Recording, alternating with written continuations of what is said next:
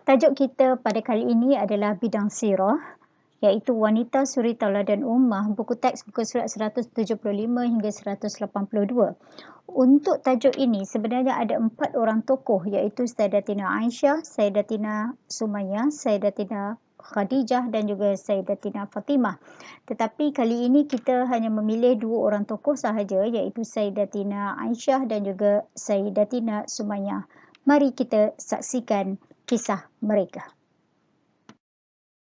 Fokus pembelajaran dan juga pengajaran kita ialah yang pertama, riwayat hidup tokoh, sifat utama yang dimiliki, sumbangan tokoh dalam tamadun Islam dan iktibar ataupun pengajaran daripada kisah tokoh ini. Mari kita perhatikan biodata ataupun riwayat hidup Sayyidatina Aisyah. Nama sebenar beliau ialah Aisyah binti Abu Bakar. Beliau merupakan anak kepada Sayyidina Abu Bakar, iaitu sahabat karib kepada Rasulullah SAW. Beliau dilahirkan di Mekah, berketurunan bangsawan Quraisy dari suku Bani Tamim. Gelaran yang diberikan kepada Sayyidatina Aisyah adalah Humairah, iaitu maksud dia putih kemerah-merahan. Rasulullah memang memanggil Sayyidatina Aisyah dengan gelaran Humairah. Yang kedua adalah As-Siddiqah, iaitu orang yang berkata benar. Perkahwinan. Beliau berkahwin dengan Rasulullah SAW pada bulan Syawal 3 tahun sebelum hijrah. Dan Sayyidatina Aisyah merupakan isteri yang paling muda di kalangan isteri-isteri Rasulullah yang lain dan merupakan tunggal anak dara yang dikahwini oleh Rasulullah SAW.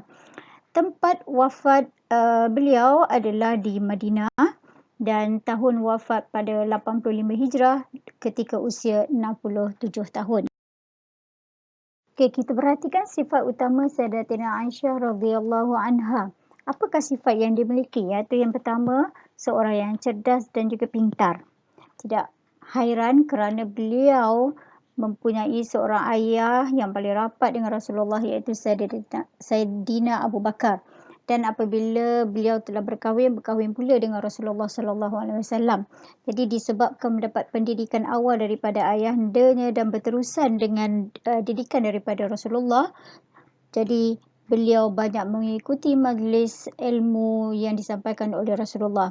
Oleh yang demikian, beliau memang pakar dalam pelbagai bidang ilmu, antaranya bidang Al-Quran, hadis, bahasa Arab, syair dan juga perubatan. Disebabkan banyak berdamping dengan Rasulullah di dalam majlis ilmu, banyaklah hadis yang diriwayatkan daripada Rasulullah SAW. Sifat yang kedua, seorang yang tabah dan juga tabah. Beliau pernah difitnah oleh puak munafik di dalam satu peristiwa yang dipanggil peristiwa hadis Al-Ifk. Apabila beliau difitnah, beliau telah berserah diri semata-mata kerana Allah Ta'ala, dan ekoran daripada kisah itu, Allah Ta'ala telah menurunkan ayat Al-Quran surah An-Nur ayat 11 untuk membersihkan nama Sayyidatina Aisyah. Yang ketiga, seorang yang pemurah dan juga lembut hati. Sayyidatina Aisyah suka bersedekah apa sahaja yang ada di tangan. Seorang yang sangat dermawan. Pernah diceritakan beliau mempunyai sebiji kurma sahaja. Kemudian telah didatangi oleh seorang perempuan bersama dengan 2 orang anaknya mengadu kelaparan, dan pada waktu itu Sayyidatina Aisyah rasa terpanggil untuk menyerahkan kurma yang ada di tangannya kepada wanita tersebut.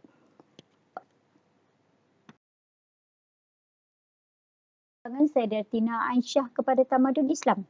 Okey, yang pertama, disebabkan dia banyak berdamping dengan Rasulullah, beliau banyak meriwayatkan hadis. Ada riwayat mengatakan beliau telah meriwayatkan lebih daripada 2,210 hadis dalam pelbagai bidang. Yang kedua, selepas kewafatan Rasulullah, beliau adalah Ummahatul Mukminin dan menjadi tempat rujukan para sahabat dan juga umat Islam apabila timbul permasalahan. Dan yang ketiga, pakar dalam pelbagai bidang ilmu seperti Al-Quran, hadis, fiqh, kewanitaan, syair dan juga bahasa Arab.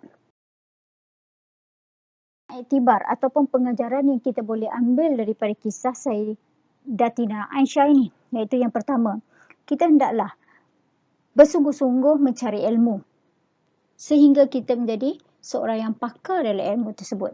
Yang kedua, banyakkan bersabar, banyakkan berdoa dan juga berserah diri kepada Allah Ta'ala ketika kita senang maupun susah.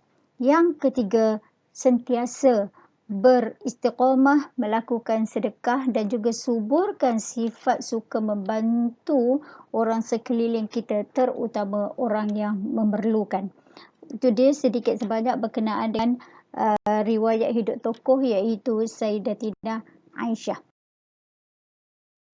Tokoh yang kedua iaitu Sayyidatina Sumayyah radhiyallahu anha. Siapakah beliau? Beliau nama yang sebenar adalah Sumayyah binti Hubbad, iaitu seorang hamba kepada Abu Huzaifah al-Mahzumi, iaitu seorang kafir, dan apabila dia mendapat seruan Islam, dia telah menyahut akidah yang satu, dan beliau telah berkahwin dengan seorang lelaki yang bernama Yasir bin Ammar, iaitu pekerja kepada Abu Huzaifah al-Mahzumi.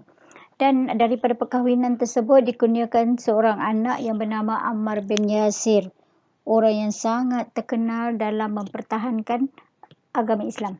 Okey, keislamannya, Sayyidatina Sumayyah ini merupakan salah seorang daripada 7 orang terawal yang memeluk Islam. Siapa lagi yang memeluk Islam antara yang awal? Sayyidina Abu Bakar, Sayyidina Ali, Bilal bin Rabah, Sayyidatina Khadijah. Okey, apakah kelebihan Sayyidatina Sumayyah? Iaitu beliau diangkat wanita pertama yang mati syahid di dalam Islam. Wanita pertama mati syahid dalam Islam. Kewafatan beliau adalah disebabkan mati disula dengan tombak yang dilakukan oleh Abu Jahal. Abu Jahal adalah bapa saudara Rasulullah yang kufur kepada Allah Ta'ala. Yang ada kepada Sayyidatina Sumayyah ini, sehingga dia menjadi tokoh kepada seluruh manusia, iaitu sifat yang ada pada dia adalah sifat kesabaran yang sangat tinggi dalam mempertahankan akidah Islam. Okey, jadi apabila kita bercerita tentang Sumayyah apabila dia telah memeluk Islam bersama dengan keluarganya, dia telah diseksa dengan kejam oleh tuan dia, iaitu Huzaifah al-Mahzumi. Mereka telah diseksa di padang pasir yang sangat panas. Mereka dipaksa untuk keluar daripada Islam. Walau bagaimanapun, dia tetap mempertahankan akidah Islamnya yang menyebabkan tuan dia dan juga orang-orang kafir rasa tercabar. Ekoran daripada itu, Sumayyah telah meninggal dunia akibat disula oleh Abu Jahal di bahagian kemaluannya menggunakan tombak. Okey, seterusnya suaminya iaitu Yasir juga mati syahid kerana diseksa, dan anaknya Ammar bertahan walaupun dia diseksa. Ekoran daripada kejadian itu, apabila dia dipaksa meninggalkan agama Islam, jadi dia berpura-pura mengikut arahan orang-orang kafir tetapi hatinya beriman kepada Allah Ta'ala. Ekoran daripada kisah Ammar ini, hukum mengatakan kufur ketika ditindas. Okey, dalam situasi ini ia dikenali sebagai rosoh, iaitu menyatakan kekufuran dalam keadaan darurat seperti ditindas, dan dia berdasarkan surah An-Nahl ayat 106. Allah Ta'ala menjelaskan maksud dia. Sesiapa yang kufur kepada Allah sesudah dia beriman, maka baginya kemurkaan dan juga azab daripada Allah, kecuali orang yang dipaksa. Maka dia punya hukum terangkat, makanya tidak dikira. Sedangkan syaratnya hatinya tenang tenteram dengan iman. Maksudnya hati dia memang dalam keadaan beriman. Mulut sahaja menyebut dalam keadaan terpaksa. Seterusnya kita tengok jaminan yang ada disebut oleh Rasulullah sallallahu alaihi wasallam berdasarkan hadis baginda berkenaan dengan Sumayyah dan juga keluarganya. Sabda Rasulullah sallallahu alaihi wasallam, "Sabran ahli Yasir fa in mau'idukumul jannah. Riwayat Hakim At-Tabrani Al-Baihaqi. Maksudnya, bersabarlah wahai keluarga Yasir, sesungguhnya tempat kamu semua adalah di syurga. Ekoran daripada hadis Rasulullah sallallahu alaihi wasallam ini, sebuah kumpulan nasyid yang terkenal di Malaysia iaitu kumpulan Hijaz telah menukilkan satu lagu khas untuk memperingati Sayyidatina Sumayyah, dan di sebelah kanan slide ini ada lirik lagu yang penuh memberi inspirasi kepada kita semua. Apakah dia sumbangan Sayyidatina Sumayyah kepada tamadun Islam? Okey, yang pertama, dia menjadi contoh dalam mempertahankan Islam. Jadi kita walaupun diuji macam mana pun, kita boleh jadikan Sumayyah sebagai contoh untuk kita mempertahankan akidah kita.